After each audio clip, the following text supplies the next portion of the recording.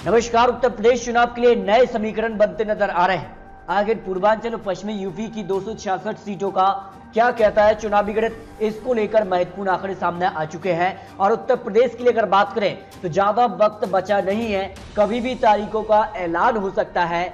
ऐसे में उत्तर प्रदेश किसका होने वाला है, इसको लेकर आपको कुछ महत्वपूर्ण आंकड़े देने वाले हैं। यूं तो सभी पार्टियां चुनावी मैदान में उतर चुकी हैं, क्योंकि कभी भी तारीखों का ऐलान हो सकता है।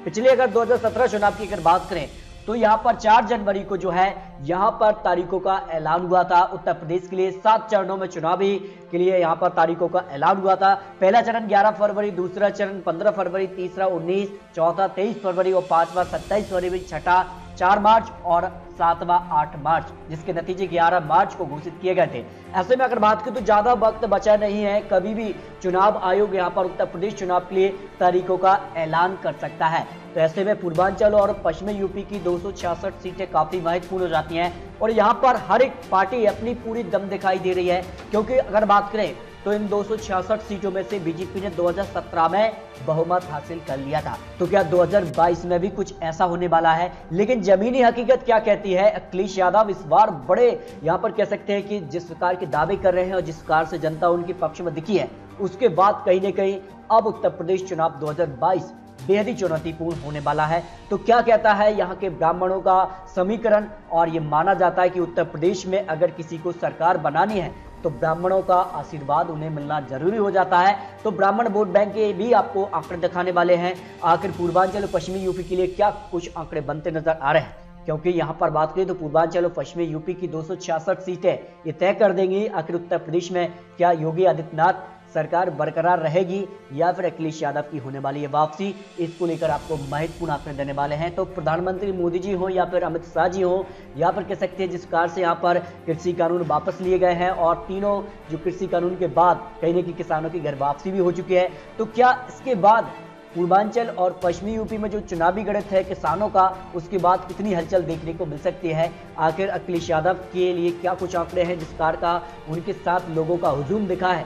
तो क्या ये वाकई उनके पक्ष में वोट करने वाले हैं या फिर नहीं, इसके भी आंकड़े आपको देने वाले हैं। लेकिन शुरुआत करते हैं कि आखिर उत्तर प्रदेश के ब्राह्मणों का आशीर्वाद किसे मिलने वाला है। पूर्वांचल की 156 सीटों में से काफी महत्वपूर्ण एक वोट बैंक हो जाता है, जिसमें अगर बात करें 2022 में क्या समाजवादी पार्टी की जो साइकिल है क्या वो संतुलन बना पाएगी 2022 में, जिस प्रकार का माहौल उत्तर प्रदेश में देखने को मिल रहा है। यूं तो समाजवादी पार्टी भी एक कहीं ना कहीं पार्टी एक मजबूत पार्टी रही है उत्तर प्रदेश चुनाव में, और पूर्व यहाँ पर मुख्यमंत्री भी रहे अखिलेश यादव।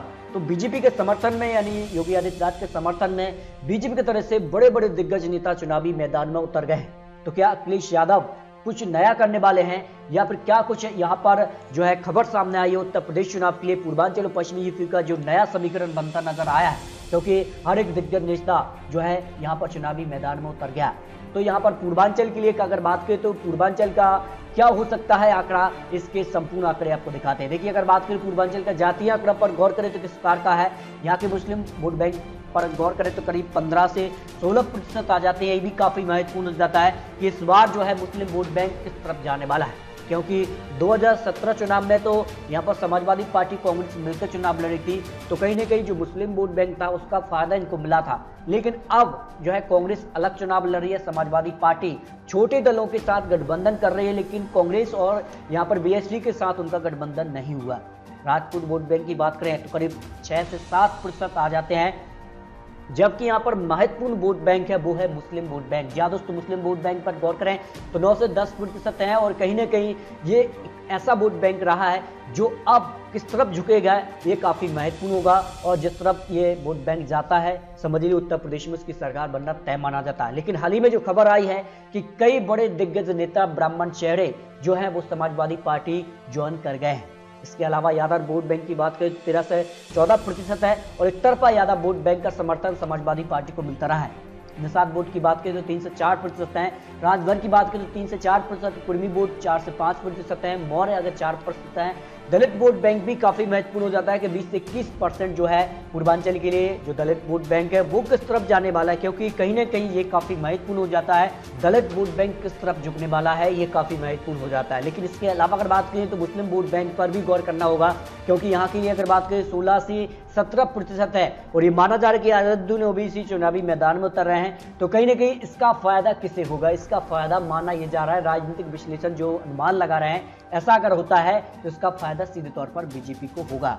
लेकिन अखिलेश यादव दावा कर रहे हैं कि उनका वोट बैंक में बिखराव नहीं, बल्कि बीजेपी का जो वोट शेयर है, जो ओपिनियन पोल भी निकल कर आए हैं अन्य जो बड़े निश्चल के, उसमें भी वोट शेयर में गिरावट देखने को मिली है। तो क्या पूर्वांचल और पश्चिमी यूपी का चुनावी गणित हो सकता है? 28 जिले की 164 सीटों का चुनावी गणित काफी महत्वपूर्ण हो जाता है। और उसमें अगर बात करें तो पूर्वांचल में ओपी राजभर का जो गठबंधन वो समाजवादी पार्टी से हुआ है और इनका असर 6 जगहों पर माना जाता है, जिनमें अगर बात कर ले तो यहाँ पर गाजीपुर, बलिया, मऊ, अंबेडकर नगर, आजमगढ़ और वाराणसी ऐसे जिले हैं जहां पर जो है ओपी राजभर का अच्छा खासा यहाँ पर दबदबा है और इनके साथ समाजवादी पार्टी का गठबंधन हो चुका है। लेकिन 2007 में पूर्वांचल के लोगों ने मायावती जी का साथ दिया था और 2012 में समाजवादी पार्टी और 2017 में बीजेपी, यानी लगातार जो है सत्ता परिवर्तन यहाँ पर दिखाती रही है यहाँ की जनता। उत्तर प्रदेश के लिए क्या 2022 में कुछ नया होने वाला है या फिर योगी आदित्यनाथ ऐसे मुख्यमंत्री बनेंगे, पहले मुख्यमंत्री होंगे जो लगातार 2 बार मुख्यमंत्री बनने का खिताब अपने नाम करेंगे? तो यहाँ पर 2007 में बीएसपी ने अपनी सरकार बनाई, इस टाइम भी यहाँ के लोगों ने मायावती जी का साथ दिया था। यानी पूर्वांचल के लोग हर 5 साल में सत्ता परिवर्तन लाते रहे हैं। 2017 में बीजेपी ने यहाँ पर जीत हासिल की थी और 115 सीटों पर जीत हासिल की थी। तो समाजवादी पार्टी को केवल यहाँ पर 17 सीटों पर जीत मिली थी।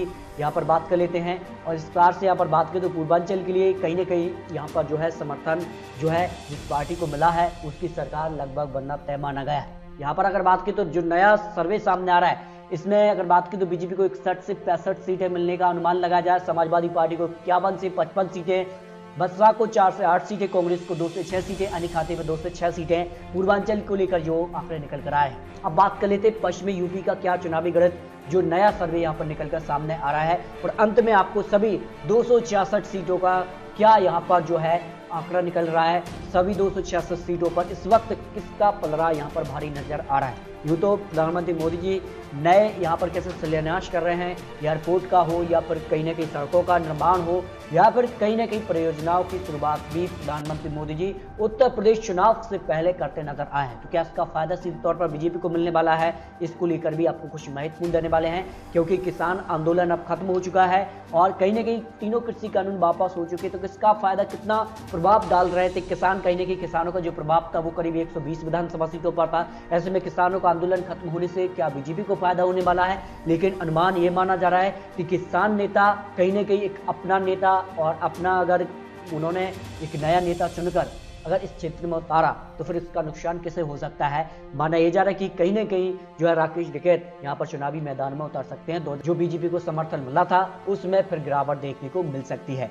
लेकिन यहाँ की अगर बात करें तो किस प्रकार का जो है वोट शेयर मिलता रहा है किसके लिए? अगर बात करें तो दलित प्रतिशत यहाँ पर करीब 25% है, मुस्लिम वोट बैंक 36%, ब्राह्मण वोट 10% और ओबीसी करीब जो है 30% आ जाते हैं, जो अन्य वर्ग के लोग आ जाते हैं इसमें। और इसमें अगर बात करें तो प्रधानमंत्री मोदी जी कहीं ना कहीं चुनावी मैदान में है और इसमें अगर बात करें तो 15 जिलों की 136 विधानसभा सीटें इस क्षेत्र से आ जाती हैं। लेकिन अगर बात करें तो इस क्षेत्र में करीब 70% लोग ऐसे हैं जो किसानी करते हैं, यानी किसान कहीं ना कहीं क्षेत्र में है। और अगर इस रीजन में ज़्यादा पकड़ रही है तो वो रही है जाट वोट बैंक की। ज़्यादा दोस्तों 2017 के अगर नतीजों पर गौर करें तो बीजेपी ने यहाँ पर 103 विधानसभा सीटों पर जीत हासिल की थी, समाजवादी पार्टी ने 27 सीटें, बीएसपी को 3 सीटें, कांग्रेस को 2 सीटें, आरएलडी को 1 सीट पर ही जीत मिली थी। यानी कहा जाए तो काफ़ी महत्वपूर्ण यहाँ पर वोट बैंक हो जाता है। इसके अलावा अगर बात करें तो जो दिसंबर का सर्वे यहाँ पर पश्चिमी यूपी के लिए रहा उसमें बीजेपी को 65 से 69 सीटें, लेकिन समाजवादी पार्टी 58 से 62 सीटें, यानी ज्यादा अंतर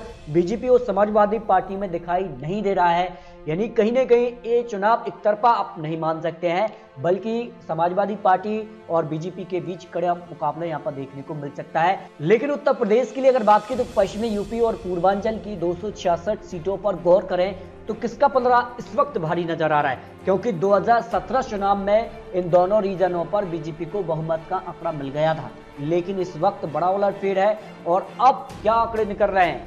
2017 के नतीजे में बीजेपी ने 209 विधानसभा सीटों पर जीत हासिल की थी पूर्वांचल और पश्चिमी यूपी के लिए। लेकिन अब दिसंबर का सर्वे कह रहा है कि 130 से 138 सीटों पर बीजेपी आ रही है, यानी बड़ा यहां पर झटका हो सकता है। करीब बीजेपी को 70 विधानसभा सीटों पर यहां पर माइनस में दिखाया दिया है, जो सर्वे सी वोटर ने जारी किया है। जबकि समाजवादी पार्टी को केवल 35 विधानसभा सीटों पर जीत मिली थी इन दोनों रीजन पर। लेकिन अब सर्वे के आंकड़े कह रहे हैं सी वोटर के हिसाब से कि 109 से 117 विधानसभा सीटों पर समाजवादी पार्टी पहुंच रही है, यानी करीब 70 से 80 जो सीटें हैं वो प्लस कर रही है समाजवादी पार्टी। और ऐसे में अभी चुनाव तारीखों का ऐलान नहीं हुआ है, लेकिन कभी भी तारीखों का ऐलान हो सकता है। ये माना जा रहा है कि जनवरी की शुरुआती ही हफ्ते में जो पहला सप्ताह है उसी में चुनाव तारीखों का ऐलान हो सकता है। और ये भी अनुमान लगाया गया कि करीब 5 से 6 चरणों में चुनाव हो सकता है। तो कहीं ना कहीं जो टिकट बंटवारा होगा और किस प्रकार का माहौल उत्तर प्रदेश में देखने को मिलेगा, क्योंकि बड़े बड़े दिग्गज नेता समाजवादी पार्टी ज्वाइन कर रहे हैं, तो उसके बाद ये जो अंतर आपको दिख रहा है इसमें हेर फेर हो सकता है। हो सकता है कि इसमें बीजेपी प्लस कर ले या फिर समाजवादी पार्टी जो गैप दिख रहा है उसको यहाँ पर भरपाई कर ले। जबकि यहाँ पर महत्वपूर्ण यहाँ पर कह सकते हैं कि बसपा और कांग्रेस हो सकती है। कांग्रेस को यहाँ पर केवल 4 सीटों पर जीत मिली थी, लेकिन सर्वे यही दिखा रहा है 3 से 7 सीटें। जबकि यहाँ पर बात करें समाजवादी पार्टी के अलावा बीएसपी को 13 सीटें यहाँ पर मिली थी, तो अब सर्वे कह रहा है कि 12 से 16 सीटों पर ही बसपा सिमट रही है। बसपा के लिए, कांग्रेस के लिए, लेकिन फायदा सबसे ज्यादा इस वक्त अगर दिखाई दे रहा है जो सर्वे के आंकड़े हैं वो है समाजवादी पार्टी को फायदा है। बीजेपी को यहां पर नुकसान दिखाई दे रहा है 2017 के मुकाबले। तो क्या आने वाले वक्त में क्या कुछ होगा, ये काफी महत्वपूर्ण हो जाता है। आने वाले वक्त में किस प्रकार के चुनावी प्रचार होते हैं, किस प्रकार के घोषणा पत्र जारी होते हैं, महिला उम्मीदवारों को कितने टिकट मिलते हैं, महिला जो वोटर्स हैं वो उनको कितना फायदा सरकार यहां पर पहुंचा सकती है, और उसके बाद कहीं ना कहीं जो है यहाँ पर जो है बैलेंस किसके साथ बनेगा, ये काफी महत्वपूर्ण हो जाती है। लेकिन अगर सभी 403 सीटों पर गौर करें, जो सर्वे के आंकड़े हैं उसमें भाजपा बहुमत का आंकड़ा प्राप्त करती नजर आ रही है, यानी बहुमत के आसपास ही बीजेपी इस वक्त दिखाई दे रही है। 212 से 224 सीटें हैं। समाजवादी पार्टी 151 से 163 सीटें, यानी बहुमत से करीब यहाँ पर 30 से 40 सीटों पर यहाँ पर समाजवादी पार्टी को और यहाँ पर आगे जाना होगा जब बहुमत का आंकड़ा मिलेगा। जबकि यहाँ पर बात कर लेते हैं बसपा कांग्रेस अन्य के खाते में ज्यादा अंतर यहाँ पर नहीं दिखाई दे रहा है 2017 के हिसाब से। लेकिन दोस्तों ये तो चुनावी आंकड़े, चुनावी अनुमान है, आने वाले वक्त में क्या होगा ये तो आने वाला वक्त ही बताएगा। लेकिन दोस्तों आपको क्या लगता है, अपनी कमेंट बॉक्स में जरूर रखिए। क्या 2022 में बाईसाइकिल अपना संतुलन बनाने वाली है या फिर योगी आदित्यनाथ दोबारा मुख्यमंत्री बनने वाले हैं? इस पर कमेंट बॉक्स जरूर रखिए। मिलते हैं दोस्तों और सटीक महत्वपूर्ण जानकारी के साथ, तब तक के लिए जय हिंद, जय भारत।